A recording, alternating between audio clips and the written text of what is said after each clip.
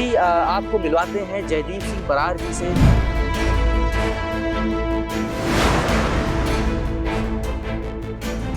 आज भी 82 साल की उम्र में वो अपनी ट्रैक्टर लेके निकलते हैं तो बिल्कुल ही वो फाइटर प्लेन की तरह चलाते हैं। क्या अभी जो खेती हो रही है, क्या इसमें कुछ चेंजेस करने की ज़रूरत है? क्या बैलों से भी आपने खेती की है? धान में से घास निकालते थे तो बैलों से हल चला के घास निकाल देते थे। एक चाइनीज प्रोवर्ब है, the best fertiliser for a farmer for his fields is farmer's feet. अगर वो खुद देखने जाएगा खेत को तो उसके खेत को खाद लग जाती है।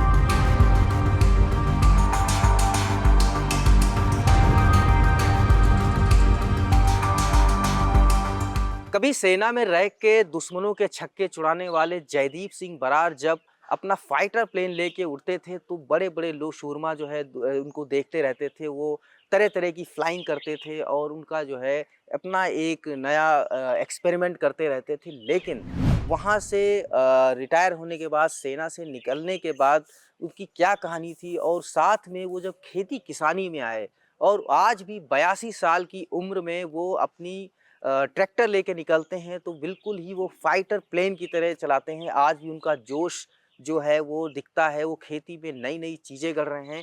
तो अभी आपको मिलवाते हैं जयदीप सिंह बरार जी से, जो फ्लाइंग कमांडर थे। उसके बाद वो कैसे खेती किसानी में उन्होंने क्या क्या प्रयोग किए। जी जयदीप सिंह जी, आपका बहुत बहुत स्वागत है। हाँ, और नमस्कार। आपका जो एग्रीकल्चर का रहा, थोड़ा-सा आप अपनी जर्नी बताएँ कि जब मैं आप सेना में गए, उस सेना से निकलने के बाद खेती में क्या-क्या किया और अभी क्या कर रहे हैं? खेती में तो जो कुछ 1965 के बाद घटित हुआ है, ग्रीन रेवोल्यूशन का मैं पार्ट था।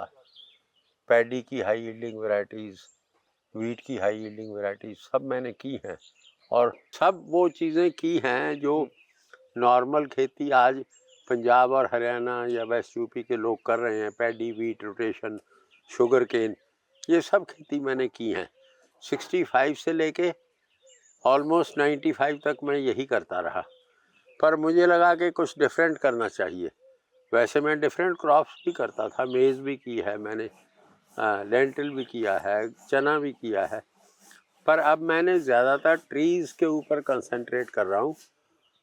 ऑर्चर्ड लगा दिए हैं, मैंगो के ऑर्चर्ड लगा दिए हैं, गुआवा के ऑर्चर्ड लगा दिए हैं और मैंगो की ड्वार्फ वैरायटी है आम्रपाली, उसका ऑर्चर्ड लगा दिया है मैंने अभी। जी, मुझे ये बताएँ कि पहले जो आप खेती करते थे, आप ग्रीन रिवॉल्यूशन के पार्ट रहे, उसके पहले भी आप खेती देखते होंगे। जी, जी। कितना बदलाव आया है? क्या अभी जो खेती हो रही है, क्या इसमें कुछ चेंजेस करने की ज़रूरत है? बहुत बड़ा बदलाव आया है और इतना बड़ा बदलाव आया है जिसकी वजह से देश को तो बहुत लाभ हुआ है, पर किसान बहुत घाटे में चला गया है। क्योंकि खेती की लागत जो है, जो कॉस्ट है, वो बहुत बढ़ गई है।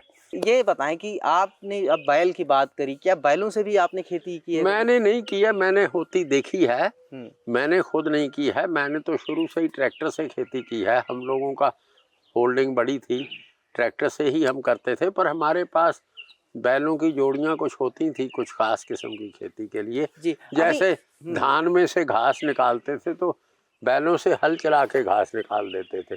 जी, अभी धान ये की बताएँ कि जो सेना में आप कितने साल रहे और कैसे आप वहाँ गए और उसके बाद खेती में फिर आप कैसे इन्वॉल्व हुए? पिताजी की मृत्यु के बाद मुझे लगा कि मुझे आत्मनिर्भर बनना चाहिए, तो मैं फ़ौज में भर्ती हो गया, एयरफोर्स में भर्ती हो गया। अब 6 साल ट्रेनिंग समेत मिला के और सर्विस समेत मिला के मेरा दुर्भाग्य था कि मुझे अपनी आँख भी खोनी थी, गँवानी थी और बाहर भी आना था। फिर मेरे भाइयों ने, मेरे एक भाई आईपीएस थे, वो दिल्ली पुलिस में थे, एक भाई ऑस्ट्रेलिया चले गए थे।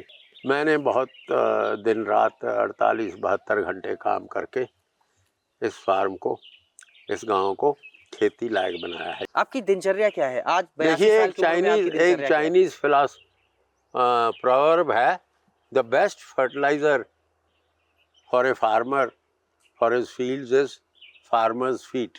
अगर वो खुद देखने जाएगा खेत को तो उसके खेत को खाद लग जाती है। तो इसलिए मैं उसमें बिलीव करता हूँ कि अपनी फसल को देखना और मेड़ पर जाना रोजाना देखना चाहिए। तो अभी आप खेती में क्या-क्या करते हैं? किस अभी तरीके मैं से अपने आप को मेंटेन कर रखा है अभी कृषि में? जैसे मैंने आपको बताया कि सारा मस्टर्ड सोइंग 20 एकड़ मैंने मस्टर्ड हाइब्रिड मस्टर्ड बोई है और 4 एकड़ मैंने फावा बीन्स बोई हैं। तो वो सब इसी ट्रैक्टर से, क्योंकि इस ट्रैक्टर का आउटपुट कम है, तो इसी ट्रैक्टर से बोई हैं।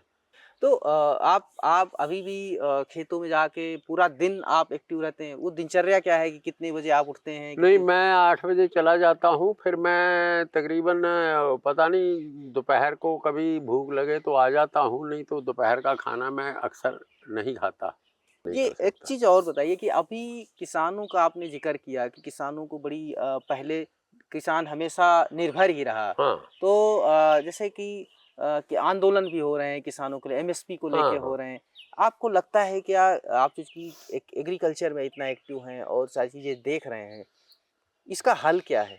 मुझे लगता है किसानों को कि कैसे क्या सिर्फ़ अगर आंदोलन से हमें फूड ग्रेन में सफिशिएंट रहना है, तो हमें एमएसपी देना चाहिए, मेरा ये मानना है।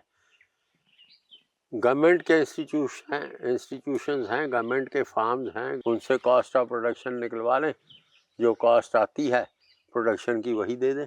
किसान अपने आप को कैसे बदलें? क्या कहीं पे लगता है कि किसान थोड़ा-सा भ्रमित है? किसानों को बदलना चाहिए, अपनी खेती बदलनी चाहिए, अपनी चीज़ें बदलनी चाहिए, अपना आउटपुट बदलना चाहिए और अपनी मार्केटिंग करने की टेक्निक सीखनी चाहिए। तो भारत का जो एग्रीकल्चर है, उसको आप कैसे देखते हैं? इसमें पॉलिसीज़ में किस तरह का बदलाव भारत के होना चाहिए? एग्रीकल्चर में नंबर 1 चीज़ तो ये है कि डिसेंट्रलाइजेशन होनी चाहिए, क्योंकि भारत बहुत विविधताओं का देश है। उत्तर प्रदेश ही इतनी विविधताओं का देश है कि उत्तर प्रदेश में ही जो रामपुर में हो रहा है वो फतेहगढ़ में नहीं हो सकता, जो फतेहगढ़ में हो रहा है वो मिर्ज़ापुर में नहीं हो सकता। वहाँ के फार्मर्स की प्रॉब्लम अलग है, हमारी अलग है। कहीं पानी की प्रचुर मात्रा है पूर्वी उत्तर प्रदेश में, पश्चिमी उत्तर प्रदेश में पानी का क्राइसिस है।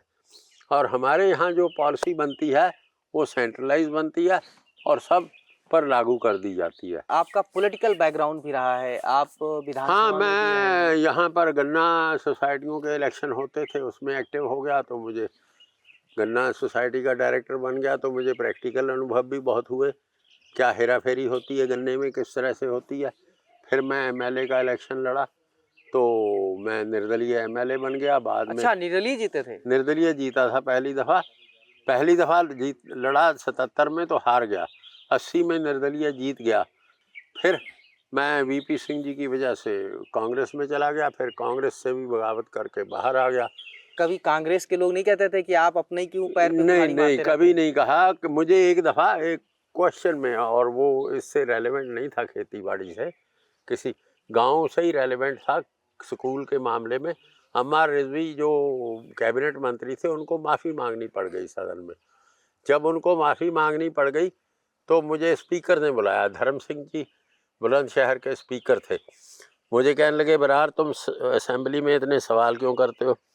मैंने कहा, जी असेंबली में आया हूँ और सवाल करने का अधिकार है, सवाल के लिए तो आया हूँ। इसलिए करता हूँ। तो कहते, तुम इन मंत्रियों को फंसाते हो, ये मंत्री तुम्हारी टिकट नहीं होने देंगे। तो मैंने कहा, जी मेरा टिकट नहीं होगा तो क्या होगा? कहता, फिर चुन के नहीं आओगे। मैंने कहा, इससे अच्छा है मैं ना चुन के आऊँ। तो आप उस समय आप एक्टिव किसान थे, जब हाँ, आप किसान विधानसभा भी में था गए, तो आप और प्रैक्टिकल चीज़ों को भी किसान से नेता बने, हाँ, किसान से ही नेता बना और वहीं से वापस आ गया।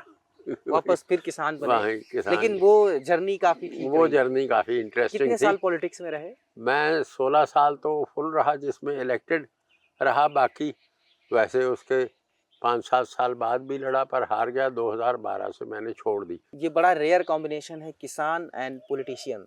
तो पॉलिटिक्स नहीं, में जितने किसान पॉलिटिशियन है सबने अपनी लेकिन जो बायोग्राफी अपनी में बात लिखा हुआ रखे है ना, किसान है वो तो एक्चुअली। उसके बाद फिर से किसान नहीं बनते हैं, फिर वो पॉलिटिक्स में ही चले जाते हैं। हाँ, हाँ, फिर तो लौट के जो पॉलिटिक्स में चला जाता है वो लौट के नहीं आता लौट है। के नहीं आता, आप तो लौट के भी आ गए अब मैं लौट और के आप आ फिर गया और मैंने किसान बने, छोड़ भी 82 दी। साल की उम्र में आप और ट्रैक्टर चलाते हैं। मैं अभी मतलब ये तो चलाता हूँ, पर अभी मैं मतलब सेवा भी करता हूँ लोगों की। जी, 12 साल हो मेरा गए। मेरा सवाल है कि पॉलिटिक्स में किसान कहाँ पे है?